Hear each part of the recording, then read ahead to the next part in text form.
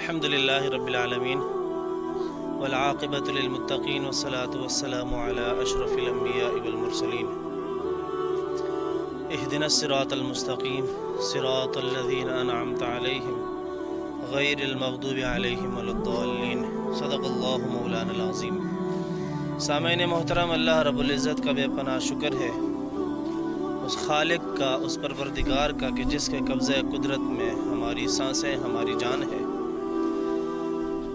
بڑا افسوس اور بڑا افسردہ ہوں اس وقت جب پاکستان کے حالات اور خاص کر کے ان علاقوں کی طرف جب نظر دوڑتی ہے، آنکھوں کے سامنے ویڈیوز وغیرہ آتی ہیں، دوست احباب سے سننے کو ملتا ہے کہ فلاں جگہ بہت زیادہ سیلاب آیا ہے اور بہت زیادہ نقصان ہو چکا ہے، جس میں قیمتی جانیں اور مالی نقصان، جانی نقصان بہت زیادہ ہوا ہے۔ ہم صرف اور صرف باتیں کر سکتے ہیں، ہم تو اتنے کمزور ہو چکے ہیں کہ اگلے کے درد میں وہ درد محسوس بھی نہیں کر سکتے جب تک کہ وہ درد ہم پر خود نہ آ جائے۔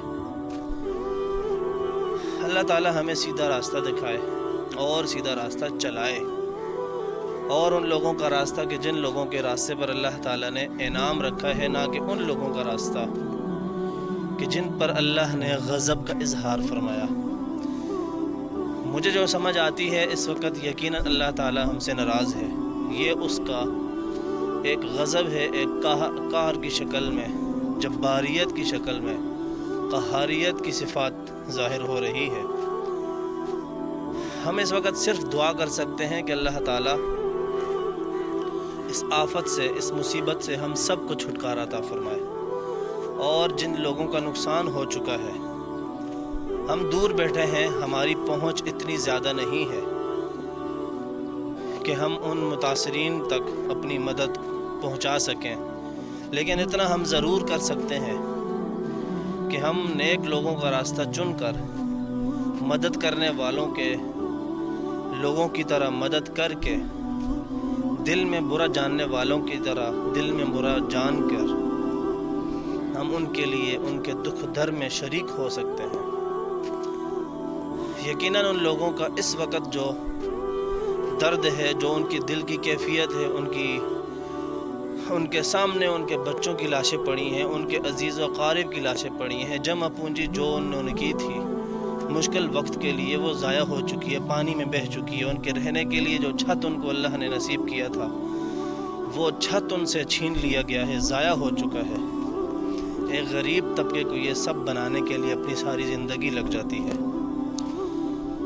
اور اللہ تعالیٰ نے بس ایک جھٹکے میں، وہ کہتے ہیں نا کہ ان بطش ربک لشدید، کہ اللہ کی پکڑ بڑی شدید ہے۔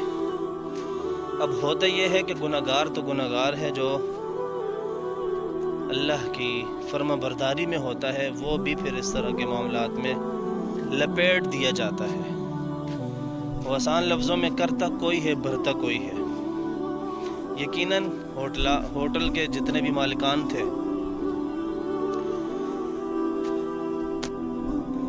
ہوٹل کے جتنے بھی مالکان تھے، انہوں نے یقیناً کہیں نہ کہیں اللہ کی نافرمانی کی ہوگی۔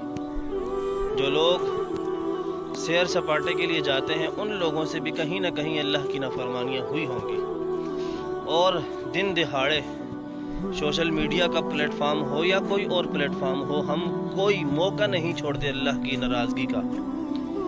اور پھر جب اللہ کی پکڑ اور اللہ کے معاملات اور اللہ کے حکم کی جب باری آئے، تو ہم پھر اللہ کے اس حکم کی صحیح معنوں میں عزت بھی نہیں کرتے اور قبول بھی نہیں کرتے،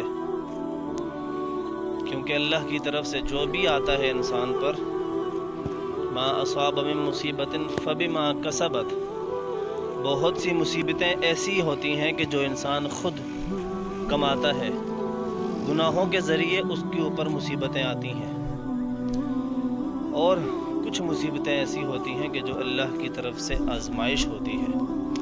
اب یہ جو اس وقت پاکستان میں سیلاب کی شکل میں کچھ لوگوں پر تو آزمائش ہے، اور کچھ لوگوں پر اللہ کا عذاب ہے۔ اللہ تعالیٰ ان کی مدد فرمائے کہ جن پر اس وقت آزمائش ہے جن کے اوپر، اور اللہ تعالیٰ ان کی بخشش فرمائے کہ جن پر اللہ کا اس وقت عذاب تھا۔ نہ جانے کتنے لوگ اس عذاب کے گرفتار ہو چکے ہیں، اور نہ جانے کتنے لوگ اللہ کی آزمائش پر کھرا اترنے کے بعد شہادت کا مقام انہوں نے حاصل کیا۔ اس وقت پنجاب کا ایریا، ضلع اٹک ہزروں کی تحصیل اور گاؤں عدلزئی کا علاقہ اس وقت الحمدللہ اللہ کا فضل اور اس کی برکتوں سے محفوظ ہے۔ اللہ تعالیٰ اپنے سونے نبی کا صدقہ، اس کی آل اولاد کا صدقہ، اللہ تعالیٰ پورے پاکستان کی مدد فرمائے۔ اللہ تعالیٰ پورے پاکستان کی مدد فرمائے۔ ہر اس انسان کی جو پاکستان میں بس رہا ہے، رہ رہا ہے، کلمہ پڑھنے والا ہے، اللہ تعالیٰ ہر اس بندے کی مدد فرمائے۔ ہم لوگ اتنے گنہگار ہیں کہ اللہ کی آزمائش اور اللہ کی پکڑ ہم برداشت نہیں کر سکتے۔ ہمارے اندر وہ ایمان کا جذبہ ہی نہیں ہے کہ جس طرح حضور کے بچوں کو ستایا گیا، حضور کو آزمایا گیا، حضور کی آل اولاد کو آزمایا گیا۔ یقیناً وہ لوگ جگرے والے تھے، وہ لوگ برداشت کرنے والے تھے، وہ لوگ ہمت والے تھے، وہ لوگ بلند مقام والے تھے۔ ہمارے اندر وہ مقام نہیں، وہ ایمان نہیں، وہ جذبہ نہیں، وہ دل نہیں، وہ برداشت نہیں۔ اللہ تعالی ہم سب کا حامی و ناصر ہو۔